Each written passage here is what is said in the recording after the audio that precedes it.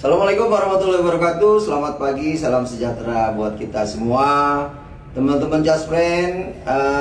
Ketemu lagi di podcast JR Ondel Ondel. Nyok, kita nonton ondel-ondel. Nyok. Ondel podcast ondel-ondel, obrolan anak JR DKI berakhlak. Oke Just Friend, pagi ini saya excited banget ya. Saya sangat senang, berbangga karena pagi ini kita kedatangan tamu yang very special ya, sangat istimewa menurut saya, yaitu Presiden Direktur Lion Group, Lion Air Group ya, Bapak Edward Sirait. Selamat pagi Pak. Pagi Mas Adi. Sehat Pak ya? Alhamdulillah. Alhamdulillah. Bapak nih, saya senang sekali nih Bapak bisa datang kemari. Saya panggilnya Bapak atau Bang ya? Terserah. Karena kita biasa panggil Bang Edo. Iya. Oke, ya, jadi kita panggil Bang Edo ya, karena biasanya saya menyapa beliau Bang Edo ya. Oke teman-teman, Bang Edo ini adalah Presiden Direktur Lion Air Group. Nah, teman-teman, Just Friend pasti tahu ya, Lion Air, dan kita itu apalagi saya yang pernah keliling ke daerah, Lion Air itu adalah salah satu penolong kita untuk bisa bertemu dengan kerinduan keluarga ya Pak. Itu salah satu penolong. Kenapa? Ya karena kita harus pakai Lion Air supaya bisa kita survive di daerah. Pak Edo, mohon izin untuk supaya bisa kita lebih jauh, mungkin Pak Edo bisa menjelaskan riwayat hidup atau perjalanan karir, atau Pak Edo lahir di mana sih, di Sumatera Utara ya? Iya. Edward Sirait. Iya. Saya lahir di sebuah desa di pinggiran Sungai Asahan dekat Danau Toba. Kira-kira 60 tahun yang lalu lah. Tapi 60 tahun mungkin wajahnya masih 30-an. Jadi Desa apa tuh? Di Porsea. Oh, Porsea. Ya. Ya. Di Porsea. Kemudian sekolah besar di sini. Sampai pada titik ini gimana Pak? Saya kebetulan punya ini kali ya, punya nasib baik atau punya rezeki lah. Saya menamatkan SD di sana, tapi SMP saya udah di Jakarta, SMA di Jakarta, dan kuliah juga di Jakarta. Jadi kalau boleh dibilang sih lahirnya aja di sana. Oh, tapi gitu, masa kanak-kanaknya di sana, tapi masa remajanya sudah di Jakarta. SMA di mana Pak? SMA di Jakarta juga. Oh, di Jakarta. Iya, saya di SMP 19 di Jakarta Selatan. SMA di SMA 6. Oh, SMA 6. Iya, oh. Saya kuliah di Jakarta di UKI. Oh, di Indonesia. Kemudian Pak, ini apa? Lamar kerja gitu. Ya, pada tahun 89 itu saya ingat betul ada iklan di sebuah koran. Di situ dikatakan sebuah perusahaan milik negara, sebuah perusahaan penerbangan milik negara mencari pelamar. Kita melamar dan diterima. Mulailah bekerja di dunia penerbangan tahun 89. 89 jadi mulai masuk ke dunia penerbangan. Ya, dan sampai di sana. Berarti BUMN dong Pak ini? Iya. Oh, iya. Masih ada Pak itu? Merpati akhirnya stop operasi. Oh, stop operasi. Oh, Merpati Pak. Iya. Siap. Dan karir terakhir di sana itu kalau di BUMN ya kepala SPI-nya lah. Oh. Karir terakhirnya. Oh, terakhir di Merpati itu sebagai kepala Satuan Pengawasan Intern. Iya. Tahun 2002 bulan Juni hijrah lah ke Lion Air sampai sekarang. 2002 belum. Sampai sekarang pada posisi Presiden Direktur. Ya. Itu berarti membawahi grup itu, berarti bukan hanya Lion Air ya? Bukan. Kita ada kurang lebih beberapa perusahaan yang saling terkait, ada kali 10 perusahaan. 10 perusahaan di Lion Group itu. Penerbangannya ada 5. Mungkin yang saya familiar itu Batik Air Pak. Ya. Jadi sekarang kita ada di Indonesia itu ada Batik Air, ada Lion Air, ada Wings Air, ada Super Airjet, kemudian ada juga private jet itu namanya Lion Bizjet. Di luar negeri itu ada Thai Lion Air, dan di Malaysia ada Malindo. Oke. Berarti sudah sampai ke mancanegara ya, teman-teman, ya, Just Friend ya. Jadi kita menyapanya Just Friend ya Pak, Jasara Harja Friend buat milenial ini kan. Pak Edo, salah satu kunci sukses Bang Edo pernah cerita sama saya itu adalah ikan ajaib apa sebetulnya. Nah, bisa di-sharing Pak, ceritanya gimana sih ikan ajaib itu waktu muda dulu atau waktu sudah ini Pak, sudah jadi di lain itu ya? Ya ada cerita itu ya? Ada, ya boleh dibilang pengalaman tradisi, tapi juga menurut saya menjadi sesuatu yang bernilai ya. Di orang Batak itu ada acara namanya itu memberikan orang tua yang sudah usia itu untuk menggenapi sifat keadatannya dan sifat kemanusiaannya, yaitu para anak-anaknya, para turunannya memberi dia makan. Ya. Jadi kayak kembali ke anak kecil gitu, kayak menyuapi. Oh gitu Pak. Nah, ada salah satu makanan yang agak boleh dibilang langka, tetapi kalau dapat kayaknya itu merupakan rezeki orang tua itu. Ya. Itu kalau di umum dikenal namanya ikan dewa. Ikan dewa. Tapi kalau di sana dibilang ikan Batak. Jadi itu ada di bukan di Danau Toba justru. Dia ada di sungai yang deras itu, Sungai Asahan itu. Biasanya ikannya itu kayak bandeng tapi nggak ada durinya. Durinya duri gede. Ya. Nah itu biasanya cuma dibuat jadi, kalau istilah Batak ada naniura, cuma diasamin kayak sushi. Terus kemudian ada satu lagi cuma direbus saja, rebus putih. Nah itu kalau udah dikasih ke orang tua itu dan itu dapat, yang paling ini tuh dapat 1 jengkal persis. Kalau itu dapat 7 biji, itu dikasih berarti orang tua itu bahagia. Tapi biasanya nggak gampang nyari ini. Nggak gampang ya. Kadang-kadang kayak magis gitu, kayak magis aja. Orang ada pesan, tolong dong cari ini kan begini. Kalau memang rezekinya bisa dapat. Tapi ada juga udah berbulan-bulan ditunggu nggak dapat. Iya. Jadi kayak begitu. Nah, saya melihat proses ini, kebetulan saya pernah mengalami dimintain orang sama bapak saya mencari itu gitu. Iya.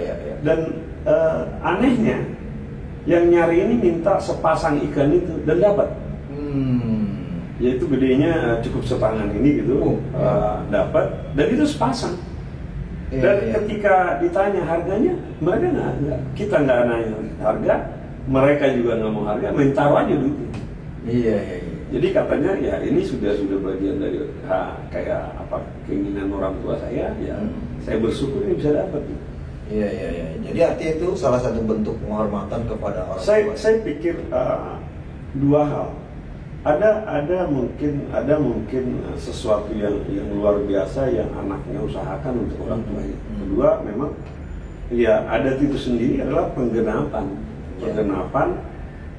dari apa yang sudah dibuat orang tua itu. Kamu dari kecil disuapin, ya gantianlah suapin orang tua gitu. Walaupun itu dalam bentuk adat, karena juga mengundang kerabat-kerabat sebagai saksi. Dan kebetulan alhamdulillah saya sudah lakukan ke orang tua saya. Gitu. Sebelum bapak saya meninggal, saya sudah lakukan. Iya. Pak, Bang Edo, nih kita tahu nih Bang Edo, sekarang ini dunia penerbangan ini sedang kemarin ya masa pandemi. Ini strateginya apa nih Bang Edo supaya tetap bertahan? Karena saya ketemu juga beberapa CEO di maskapai ya kondisinya kurang menguntungkan lah kira-kira. Kalau di Lion sendiri bagaimana Bang Edo? Apa yang dialami? Sebenarnya strateginya apa ya? Semua sama mengalami hal yang sama. Ya. Itu boleh dibilang sempat mendekati stop operasi kan. Terus semua mengalami beban biaya di mana penghasilan tidak ada. Ya. Kemudian semua mengalami juga di mana penerbangan itu boleh dibilang punya ketidakpastian. Ya. Nah, yang kami bangun adalah bagaimana semua teman-teman yang ada di dalam memahami keadaan ini. Ya. Artinya memahami keadaan ini bahwa ini loh yang kita hadapi. Nah, sekarang kita bicara apa ya, artinya harus kita lakukan apa supaya kita bisa bertahan. Ya. Jadi kita kasih pemahaman bahwa oh iya kita menghadapi ini. Contohnya, misalkan kita bilang, oke, pesawatnya kita tetap rawat ya. Oke, misalkan penghasilan kita sesuaikan dulu ya. Oke, kalian ada yang terbang, ada yang nggak terbang. Ya. Terus oke, kita dirumahkan dulu ya. Nanti kalau udah bangkit kembali kita akan panggil kembali. Jadi pemahaman itu ke dalam, dan itu masih berlangsung sampai sekarang. Walaupun saya mengakui bahwa itu juga penderitaan yang satu beban yang cukup berat kepada semua dan kepada kami. Tetapi itu bisa berjalan. Yang kedua, tentunya ada tim juga dari kami yang melakukan berbicara katakanlah dengan mitra kami di dalam negeri maupun di luar negeri. Nah, ini juga nggak gampang. Adalah suatu tantangan yang cukup berat. Tapi sekali lagi dilakukan dengan kerja keras, dengan kemauan, dan juga tentunya ada bimbingan dari pendiri perusahaan kami. Itu bisa berjalan. Jadi kalau memang kebersamaan itu tidak ada, atau katakanlah bahwa tidak ada pemahaman tentang kejadian ini, mungkin yang ada adalah perselisihan.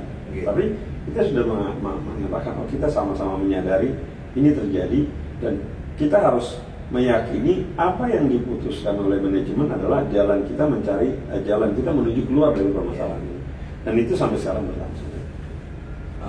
Jadi kuncinya itu Pak, ya, artinya semua memahami kondisi yang ada ya. Artinya timbul kesadaran bahwa kalau memang dirumahkan ya memang kondisinya gitu ya. Seperti itu. Artinya, walaupun pahit. Ya, oke. Tapi kita rumahkan pun kita berpikir bagaimana kita memberikan bantuan biaya kehidupan, bukan gaji gitu. Ya. Untuk supaya juga sama sekali tidak nol. Ya. Itu kita berikan juga. Dan nanti suatu saat kita sekarang bertahap kita memanggil. Sudah mulai ya. Sekarang sudah mulai ya Pak. Sekarang ini memang terjadi peningkatan, terutama belakangan ini setelah fase kedua, jumlah penumpang dan jumlah penerbangan otomatis mulai meningkat. Kayaknya saat ini pada posisi bulan ini sudah mencapai angka 45-50% untuk kami. Ya, dari sebelumnya. Dari posisi sebelum pandemi. Oh.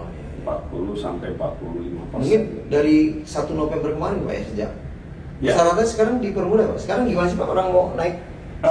Sekarang ini sudah ketentuannya tetap melakukan tes untuk PCR. Untuk daerah tertentu ada yang cukup antigen, daerah tertentu ada yang masih PCR sesuai dengan level PPKM-nya. Tapi khusus daerah Jawa yang sempat ditentukan PCR sekarang sudah sesuai levelnya, itu boleh pakai antigen. Memang kalau pakai PCR itu memang menjadi tambahan biaya yang cukup pada saat itu signifikan sebagai tambahan biaya transportasi penumpang. Tapi setelah antigen, dengan biaya antigen sekarang di bawah 50.000 dan kami menjual 35.000, mungkin juga meringankan si penumpang. Jadi Jasprend kalau mau terbang sekarang Jawa Bali nggak PCR Pak ya? Jawa Bali nggak PCR, beberapa daerah di luar Jawa Bali juga nggak PCR. Jadi cukup antigen. Ya. Antigen itu di bawah 50.000 ya? 35.000 untuk kami Lion Air, kami patok kalau dibeli bersama dengan tiket 35.000. PCR pun kami di DKI hanya 195.000. Ya. Selama dibeli barang dengan tiket. Jadi boleh Jasprend sekarang kita rencanakan cuti untuk bisa berkunjung ke tempat wisata yang selama ini kita nggak bisa ya. Tapi jangan lupa tetap prokes. Gitu ya. Tetap protokol kesehatan. Karena kita tetap juga masih khawatir dengan situasi yang ada. Takutnya ada lonjakan setelah itu, Pak. Saya pikir kita sekarang sudah harusnya pintar preventif. Karena kita sudah mengalami masa hampir 2 tahun. Sudah adaptasi. Artinya kita sudah pintar mencermati hal-hal apa yang harus kita patuhi yang dikatakan pemerintah, kemudian kita menjaga diri kita terhadap virus ini. Artinya prokes itu sudah melekat lah, kita sudah terlatih 2 tahun ini. Jangan dianggap enteng gitu. Oke Bang Edo, terima kasih. Nah, Bang Edo, tapi saya tuh kemarin ini juga di tengah kondisi penerbangan yang down ya, katakan karena ada pandemi. Tapi abang meluncurkan Superjet ini baru ini. Itu ininya apa? View-nya apa Pak ya? Point of view-nya apa? Yang ini ekspektasinya gimana Pak? Strateginya gimana? Ya, kata orang pintar, di dalam kesulitan itu pasti ada peluang. Itu yang kami cermati. Yang kedua, tentunya sebagai pelaku usaha, kita tidak bisa berpikir hanya satu alternatif jalan keluar. Jadi kita berpikir alternatif jalan keluar yang lain. Mendirikan Superjet adalah pemikiran alternatif jalan keluar yang lain, keluar dari krisis. Namun bukan berarti kami tidak berusaha keras bagaimana ya. Kami tetap berusaha keras bagaimana yang existing ini berjalan. Tapi jalan keluar yang lain kami harus punya. Karena kan kalau dibilang manajer itu kan menciptakan alternatif, itulah yang dikerjakan, dan itu yang diarahkan pemilik ke kami untuk selalu berpikir harus ada alternatif. Nah, dan kita juga percaya bahwa pasar Indonesia itu terbuka. Kita nggak bisa bohongin, Indonesia itu negara yang memang butuh pesawat. Kita nggak ada alternatif. Artinya untuk menghubungkan Indonesia yang terdiri dari 17.000 pulau dan sekarang bandaranya hampir 200 lebih, ya pesawat. Kita beda katakan dengan Cina yang kereta api bisa di daratan terus Amerika yang punya daratan. Kalau kita kan, kita mau ke Kalimantan aja yang paling cepat udara. Kalaupun ada kapal laut butuh waktu. Betul. Jadi kami melihat ada peluang itu juga gitu, mengisi relung pasar yang para milenial. Jadi Superjet itu memang arahnya adalah menawarkan suatu alternatif kepada para teman-teman milenial, terbang dengan Superjet dengan gaya hidupnya milenial. Artinya budget cost ya. Terus kemudian gampang. Ini kita lagi kembangkan lagi software yang memudah untuk terbang, tidak harus antri, checking segala macam. Jadi Superjet Pak ya? Superjet ini menawarkan pilihan untuk milenial ya? Sasarannya lebih ke milenial karena budget cost ya. Just Friend, jadi ini milenial Just Friend ini salah satu pilihan kita buat terbang ya. Pertama budget cost, artinya dia lebih murah lah ya mungkin dengan yang existing. Kemudian yang kedua dia mudah akses ya. Kita kembangkan terus ke IT-nya. Jadi mungkin kita boarding nggak perlu pakai kertas lagi Pak, kita ribet juga kalau boarding. Kita mau launching ini, jadi mereka di mobil atau di bus atau di kereta api bandara itu bisa check-in ya. Itu kan memang harus dipatuhi betul, jangan karena udah check-in lalu berlenga-lenga tinggal pesawat. Justru karena udah check-in harus on time, harus tetap mengikuti aturan bahwa 1 jam sebelumnya dia ada di gate. Ya. Itu kan yang kita kadang ngikutin, buat check-innya ngantrinya panjang. Nah, itu nanti setelah ini kita launching akan terhindari. Jadi bisa dari lobby dia check-in, dia nggak perlu ngantri. Begitu dia tunjukkan boarding pass, nanti dia langsung bisa masuk, langsung bisa nunjuk dia boarding pass. Dia di boarding passnya mungkin di handphonenya dia nanti. Gitu Pak. Nah itu memang itu salah satu pilihan buat gaya hidup yang teman-teman milenial inilah. Ikuti terus. Tapi emang itu needed tuh Pak, itu kebutuhan juga sekarang Pak. Orang pegang gadget kan, ngapain kita harus ngantri lagi ngambil kertas, kertas pemerintah. Sekarang kita lihat anak-anak kan sudah pesan makanan dari tempat tidur. Betul, iya. Transfer uang tempat tidur, bayar apa-apa dari tempat tidur. Jadi kita pun pengen seperti itu. Nah di pesawat kita juga punya ada in-flight entertainment-nya. Dia bisa nonton di HP-nya dia sendiri gitu. Iya Pak. Saya pernah punya pengalaman tuh. Ada hiburan itu yang dia bisa nonton film. Kita connect ke pesawat ya. Iya, dia ada wifi di pesawat. Iya. Saya pernah pengalaman tuh Pak, ada di Batik tuh gitu Pak. Ada. Jadi sama. Kita nontonnya di handphone kita sendiri. Iya. Nah kalau kita bawa iPad tuh lebih gede lagi. Jadi punya TV sendiri. Punya TV sendiri. Ya. Itu kayaknya lebih ini Pak, lebih comfort gitu Pak. Iya. Pakai kita pakai headset sendiri. Dan akhirnya semua jadi baik. Artinya pesawat itu juga nggak perlu dibikin jaringan kabel yang macam-macam. Iya, nggak perlu biaya screen. Iya. Nggak LCD nggak perlu ya.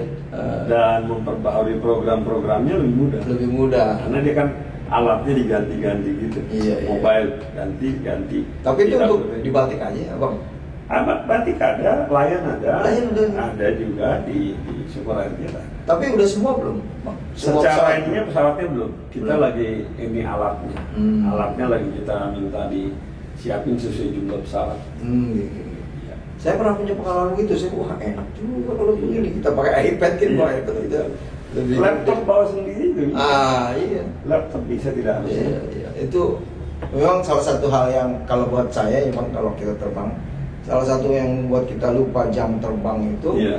Nah, kita terbawa dalam emosi film yang kita tonton. Oke, Bang Edo, terima kasih nih Bang Edo atas inspirasi buat Just Brand Milenial ya. Kemudian Bang Edo mungkin apa yang membuat kira-kira Bang Edo punya daya tarik? Apa yang membuat kita harus naik Lion Air atau Batik Air yang ditawarkan buat masyarakat ini? Saat ini mungkin saya bilang jaringan dulu. Jaringan kita itu mungkin untuk penerbangan domestik kita yang punya jaringan lebih daripada yang lain. Jadi karena kita bisa membangun connectivity baik dalam satu perusahaan maupun antar perusahaan. Contoh, kalau Bapak mau ke Namlea, nah ini nggak tahu milenial kenal nggak di Namlea? Namlea di mana itu? Sebuah kota di Maluku sana, di Kepulauan Halmahera. Nah kalau dari Jakarta ke Ambon Namlea. Nah sampai ke Ambon itu dari Jakarta bisa naik Batik, bisa naik Lion. Lalu nanti dari Ambon menuju Namlea itu bisa naik Wings. Sama juga kalau teman-teman mau ke Waingapu, itu dari Jakarta bisa naik Batik Lion ke Kupang, lalu dari Kupang ke Waingapu. Nah, ini yang saya takut nih, milenial nggak kenal Waingapu nih, cuma tahunya Labuan Bajo aja. Labuan Bajo aja. Padahal Waingapu itu tidak kalah indah dibandingkan dengan Labuan Bajo. Hanya memang kalau Labuan Bajo kita sekali terbang langsung landing Labuan Bajo. Kalau Waingapu ya transit lagi. Itu jaringan. Yang kedua, saya pikir sekarang mudah karena cara pembelian tiketnya juga kayak tadi di mobil lagi di kereta api aja bisa pesan tiket, baik melalui jaringan kerja sama kami maupun jaringan yang sudah disiapkan. Yang ketiga, saya rasa dan saya adalah yang ada di dalam sejarah itu, Airline itu sebenarnya kembali ke prinsip dasarnya. Pada zaman dulu sebelum tahun 2000-an, Airline itu kayak mau dijadikan kayak hotel. Ada dikasih makan yang enak-enak, terus dikasih macam-macam lah. Akhirnya membuat biaya itu mahal. Padahal dari survei kita sebenarnya itu belum tentu kayak Pak Suhadi terbang ke Semarang gitu disediain makanan. Ada dua constraint-nya. Constraint pertama, waktu makannya belum tentu tepat. Kalau jam 10. Yang kedua, apa iya Pak Suhadi bisa makan 15 menit? Karena Jakarta Semarang itu hanya 45 menit. Lalu kita pikir, ini kita mau menyediakan restoran atau mau menyediakan alat transportasi? Lalu kami putuskan enggak, kita cuma menawarkan transportasi. Kalau kamu mau makan puas sebenarnya nggak bisa di pesawat, karena pesawat hanya menawarkan 1-2 menu. Betul. Tapi kalau kamu di darat, kamu bisa cari gado-gado yang baru diulek, kamu bisa cari soto ayam di pesawat nggak ada. Kedua, kalau ke pesawat itu, ya bisa jadi aneh. Karena anehnya apa? Indomie itu, mie harganya kalau dibilang di darat itu mungkin 15.000. Nah, 5.000 loh. Tapi ketika itu naik ke pesawat, karena dia harus di packing aluminium foil, harus di frozen, jadi itu bisa menjadi 150.000. Betul. Padahal nikmatnya ya mungkin lebih nikmat di darat, hangat kan.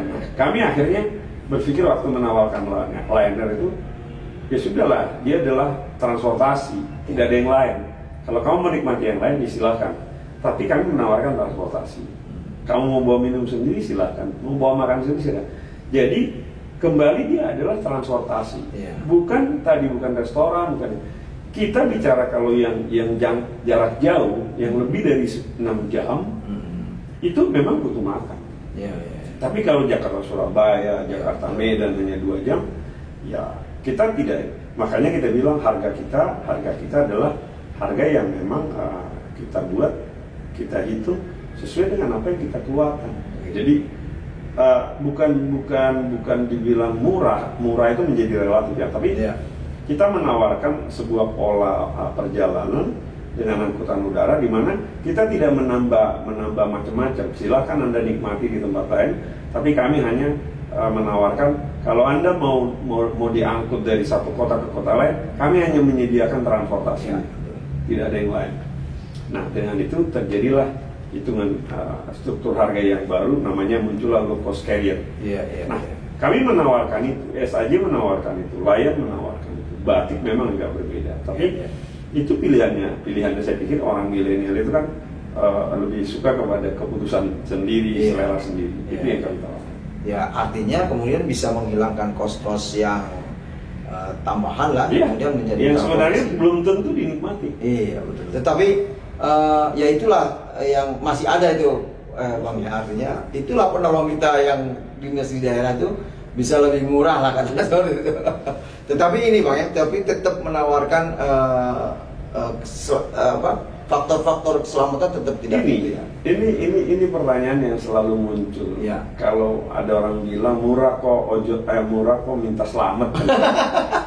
Karena gini, bisnis penerbangan ada 2 sisi yang harus dilihat. Aspek keselamatan menyangkut training pilot, perawatan pesawat, tata cara mengoperasikan pesawat. Tidak ada bedanya low cost carrier dengan penerbangan yang lain. Tidak ada, karena sama-sama memenuhi aturan yang sudah dibuat baik oleh lembaga internasional maupun lembaga yang ada di negara kita sendiri berhubungan. Jadi tidak ada bedanya. Merawat pesawat yang dipakai full service dengan pesawat yang low cost carrier sama ya. Training pilotnya sama. Cara mengoperasikannya sama. Nah, yang beda adalah gimmick-gimmicknya.